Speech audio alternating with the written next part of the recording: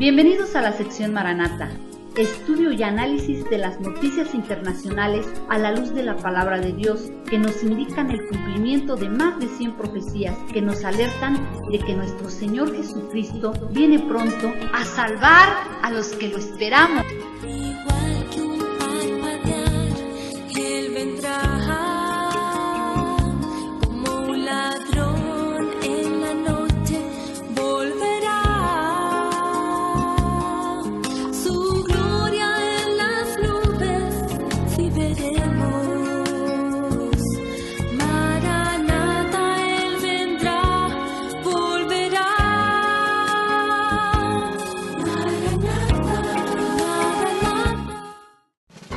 ¿Será que el arrebatamiento se acerca y muchos no se han apercibido y sean de los que digan: Señor, Señor, no profetizamos y echamos fuera demonios, hicimos muchos milagros en tu nombre? Y por andar predicando un evangelio de prosperidad y afanados con el mundo, ¿nunca entendieron los tiempos de Dios?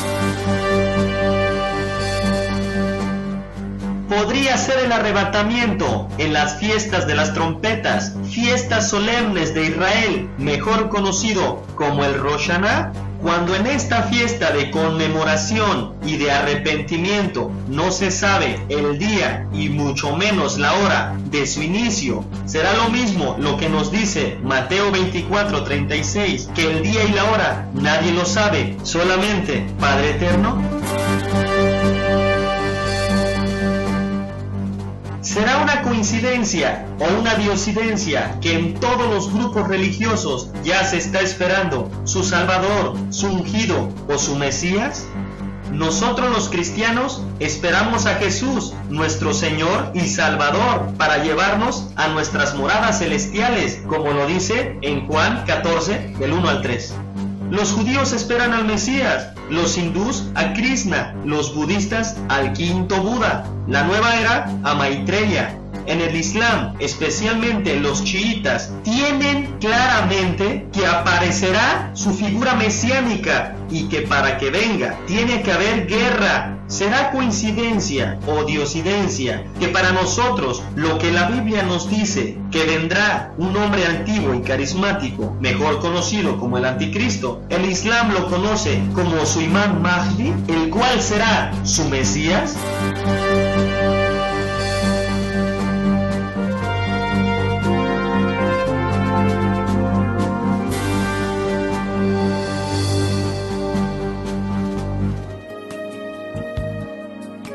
Hola amigos y amigas, bienvenidos a su 10º programa de su serie profética Maranata. Quiero empezar con este sentir que el Señor puso en mi corazón. Hoy, para ser cristiano, cualquiera que dice yo soy cristiano, pareciera como que sí lo es, y con el simple hecho que dicen soy cristiano, todo el mundo los acepta y creen que sí lo son. ¿Lo serán? No importa lo que digan de Jesús o sigan haciendo las cosas que hacían antes de llamarse cristianos. Aquí surge una pregunta para los que nos están viendo o nos están escuchando. ¿Usted por qué cree que es cristiano? Algunos dirán, yo levanté las manos alguna vez y pasé al altar. Otros dirán, yo hice la oración del pecador. Otros dirán, yo acepté a Cristo. Y otros dirán, yo asisto regularmente a la congregación. Y otros dirán, yo doy mis diezmos. Estas respuestas hacen creer a algunos que son cristianos. El verdadero cristiano inicia con un verdadero arrepentimiento. Tú no puedes ser un verdadero discípulo si no has tenido un genuino arrepentimiento. Hoy se predica muy ligero acerca del arrepentimiento. Si no escucha el evangelio que está en la Biblia y no escudriña la palabra de Dios, usted va a creer en otro Jesús, en el que lo quiere hacer rico, el que quiere que todos sus problemas se terminen. Y claro, a muchos les gusta escuchar de este Jesús. La predicación superficial que no confronta la condición pecaminosa, la predicación que minimiza el arrepentimiento, solo produce conversiones a medias, superficiales, no son genuinas, ya que la conversión es por convicción y muchos no han tenido una conversión, sino solamente una emoción. Y si tú dices, yo creo en Jesús y sigues haciendo las cosas que hacías antes de conocerlo, no eres cristiano genuino, porque Jesús dijo, por sus frutos los conoceréis. Es decir, que las obras son el resultado de haber creído. Pero ¿qué dice Santiago 2:14? Si alguno dice que tiene fe y no tiene obras, ¿podrá la fe salvarte? Tú que dices ser cristiano, tienes que demostrarlo por cómo vives. Si alguno no tiene un cambio totalmente radical, cambio en mentalidad y dirección respecto de Dios y el pecado, entonces aún no ha habido una verdadera conversión. Rechazar el pecado, repudiar la antigua forma de vivir, acudir a Dios para que Él te siga santificando y siga siendo transformado, son las evidencias de un verdadero arrepentimiento. El verdadero discípulo renuncia voluntariamente al mundo, no le importa el costo, se aleja del pecado, toma su cruz y sigue a Jesús. Ante todo esto, la pregunta final, ¿eres un cristiano por convicción o por emoción? Raúl, bienvenido nuevamente. Vemos el panorama profético muy claro, de acuerdo a la bendita palabra de Dios. La ONU con su Asamblea 66, el Medio Oriente está calientito, el vecindario de Israel está ardiendo, nuestros días están contados. ¡Aleluya! Raúl, en el panorama profético, ¿dónde estaremos parados conforme a la palabra de Dios? De acuerdo con estos acontecimientos que estamos viendo. Nuevamente, Pepe, muchas gracias por haberme invitado a tu programa y es una gran bendición estar compartiendo la palabra de Dios. Saludos y bendiciones para todos en el nombre de nuestro Señor Jesucristo. Contestando la pregunta, estamos en el punto crucial que lo que se decida o se tome en la ONU ciertamente va a acelerar y va a desencadenar el cumplimiento de varias profecías.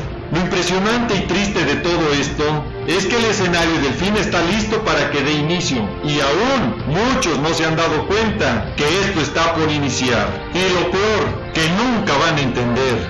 Como dice Mateo 24:39, para tener bases y sustento de lo que estoy diciendo, tenemos que comparar las noticias con lo que dice la palabra de Dios. Vamos a hacer un resumen en orden cronológico cómo se desarrolló esta Asamblea 66 en la ONU. Primero, la ONU, donde están todas las naciones, empezó su asamblea número 66. En esa asamblea están todas las naciones representadas, como lo dice Zacarías 12:3.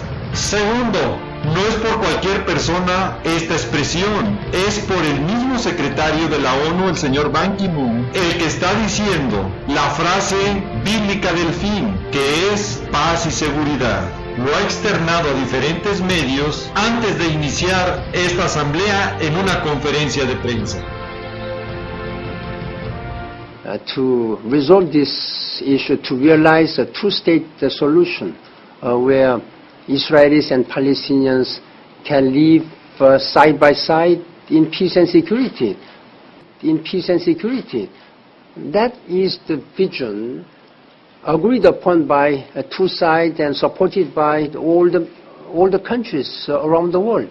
El 21 de septiembre se escuchó con gran interés al presidente de los Estados Unidos por la expectación que había causado su declaración del pasado 20 de mayo, donde sugería al primer ministro israelí que tendría que regresar a las fronteras del 67 y que el primer ministro israelí no aceptaba porque las consideraba indefendibles esas fronteras. Y el discurso solo confirmó lo que ha venido declarando en diferentes partes. En un principio se ve que aparentemente defiende a la nación de Israel, pero al final de cuentas, si analizamos de acuerdo a la palabra de Dios, está poniendo a Israel contra las cuerdas, porque está sugiriendo que solamente es a través de un diálogo directo entre Israel y Palestina cómo se puede lograr la paz. Pero está dando por hecho la división de la tierra de Canaán, que él mismo había propuesto el 20 de mayo en la Casa Blanca, donde está incluida Jerusalén, como lo dice Ezequiel 16:3 y el Salmo 105, del versículo 8 al versículo 11. Y todavía va más allá, para que no haya la menor duda, que estamos viviendo los últimos días, declarándolo en paz y seguridad. Debe reconocer la realidad que viven tanto palestinos como israelíes. La medida de las acciones debe ser si se avanzan los derechos de los niños, tanto de Palestina como de Israel, de vivir en paz y seguridad, en paz y seguridad. Por eso es que nuestro compromiso hacia la paz y la seguridad exige que esto se haga de esta manera. Hacia la paz y la seguridad exige que esto se haga de esta manera. Después también participó el presidente francés sugiriendo un estatus de Estado observador, quitando el de entidad observadora, como es actualmente como está el Estado palestino en la ONU. Según él, para evitar un conflicto mayor militar en Medio Oriente. Veamos lo que dijo. Una posición disonante sobre el tema presentó el mandatario francés Nicolas Sarkozy. El presidente galo propuso crear un estatus intermedio de Estado observador para los palestinos. ¿Quién puede dudar que un veto en el Consejo de Seguridad no va a generar un ciclo de violencias en el Medio Oriente? ¿Quién puede dudar que eso va a ocurrir? Por lo tanto, ¿hay que excluir acaso una etapa intermedia? ¿Por qué no prever para Palestina el estatus de Estado observador de Naciones Unidas? Sería un paso importante. Si ponemos atención a lo expresado por el presidente francés, podremos darnos cuenta que está poniendo a Israel contra la pared, porque el reconocer a Palestina como un Estado observador o que le dé un estatus mayor al que tiene, esto puede ocasionar de que puedan ir a una corte internacional y demandar a Israel por tener esos territorios ocupados. Con esta carta entregada a Ban Ki-moon antes del histórico discurso del viernes, Mahmoud Abbas pidió la adhesión de Palestina a las Naciones Unidas. Rodeado de aplausos, encaró la tribuna el presidente Abbas y lanzó el guante, un desafío diplomático dirigido directamente a Estados Unidos e Israel. A partir de ahora, la maquinaria de la ONU tendrá que empezar el largo proceso que convierta o no a Palestina en miembro con todos los derechos. Señor presidente, me gustaría informarle de que antes de dirigirme a usted aquí, he presentado como presidente del Estado palestino y como presidente del Comité Ejecutivo de la OLP a Su Excelencia el Secretario General de la ONU, Ban Ki-moon, una demanda de adhesión de Palestina como Estado miembro de pleno derecho en la ONU, con las fronteras del 4 de junio de 1967 y con Jerusalén Este como capital.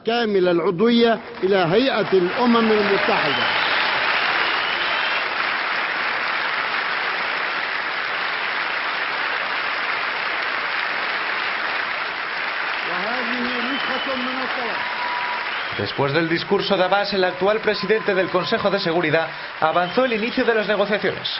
Un proceso que, después del anuncio de veto por parte de Estados Unidos, empieza truncado. Okay, good morning everyone. I circulated. Hace un tiempo, el secretario general me entregó una carta para tramitar la solicitud de ingreso de Palestina como miembro de la ONU. He mandado una copia a cada uno de los miembros del Consejo de Seguridad y espero algún tipo de respuesta el lunes por la tarde.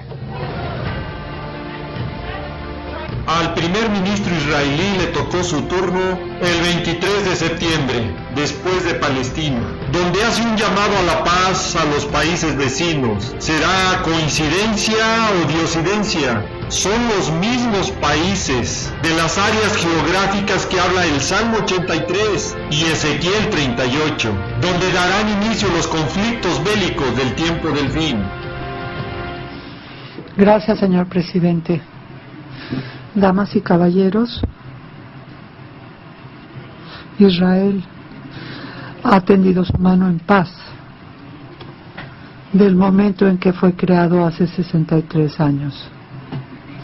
En nombre de Israel y del pueblo judío, vuelvo a tender esta mano una vez más. Se la tiendo al pueblo de Egipto y de Jordania, con una amistad renovada, como vecinos con los que hemos hecho la paz. Se la tiendo al pueblo de Turquía, con respeto y buena voluntad. Se la tiendo al pueblo de Libia y de Túnez,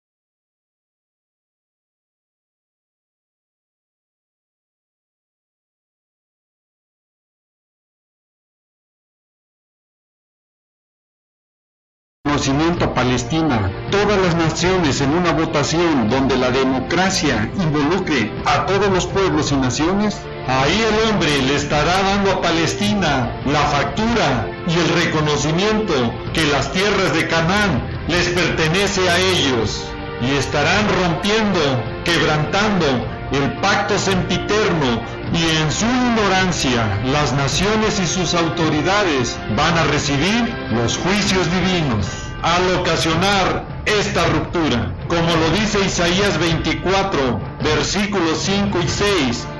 Dice la palabra: mas vosotros no estáis en tinieblas para que aquel día os sorprenda como ladrón. Primera de Tesalonicenses 5:4.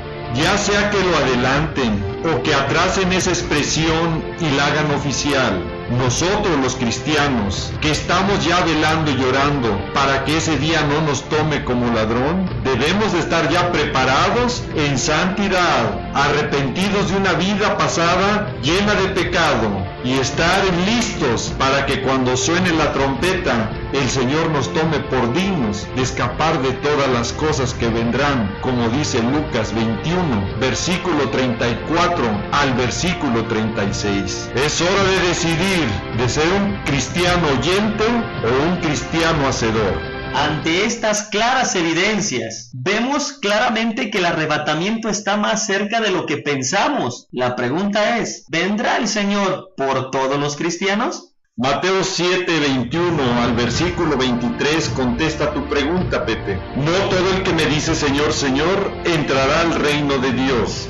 Dice que muchos, no dice pocos, muchos me dirán en aquel día, Señor, Señor. Y está hablando de personas cristianas, no está hablando de personas ajenas al Evangelio. Es más, tienen ministerios y dirán, ¿no profetizamos en tu nombre? ¿No echamos demonios? ¿En tu nombre no hicimos muchos milagros? Y el Señor les va a contestar, no los conocí, apartaos de mí, hacedores de maldad. Aquí nos damos cuenta que no todos los que se dicen ser cristianos entrarán al reino de Dios, solo aquellos que hemos nacido de nuevo, alejándonos de practicar las obras de la carne y buscando los dones del Espíritu Santo, como nos los dice Gálatas 5 del versículo 16 al 26 y Juan 3:3, y nos los confirma Hebreos 9:28, donde nuestro Señor Jesucristo vendrá sin relación al pecado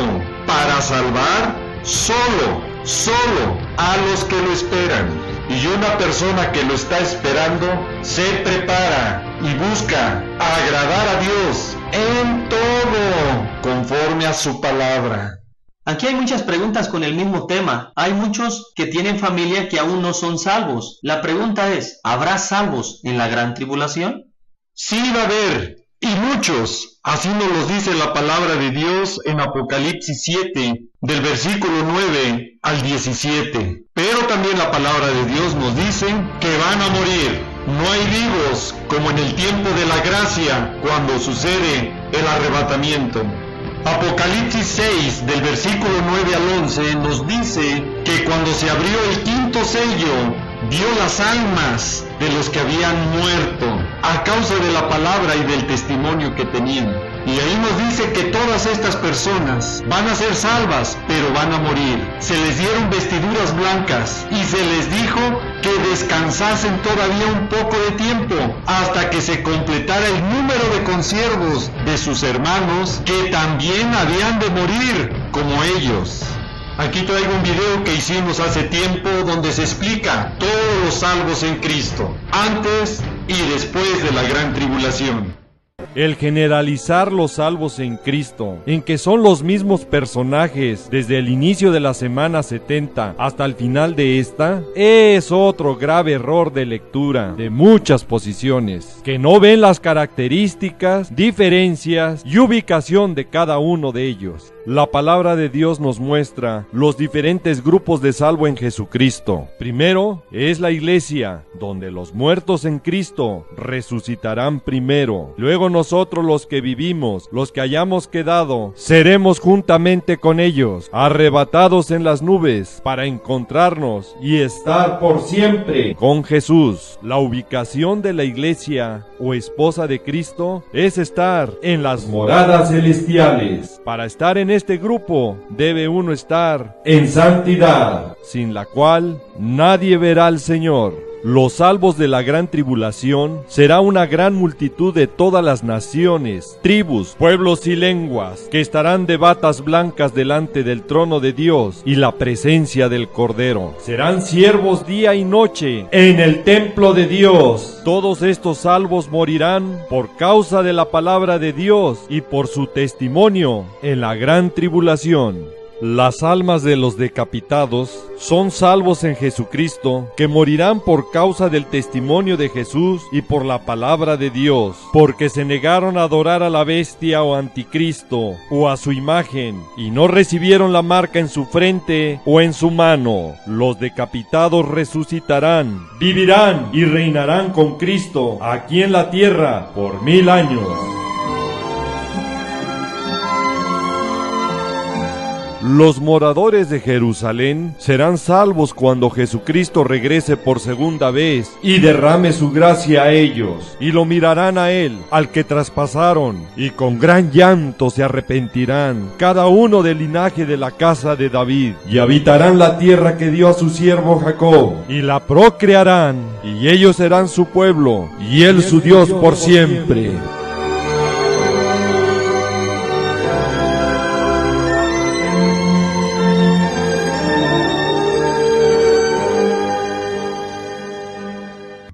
Bueno, Raúl, ¿qué mensaje podrías dejar en este video para las personas que vivan la gran tribulación, la semana 70?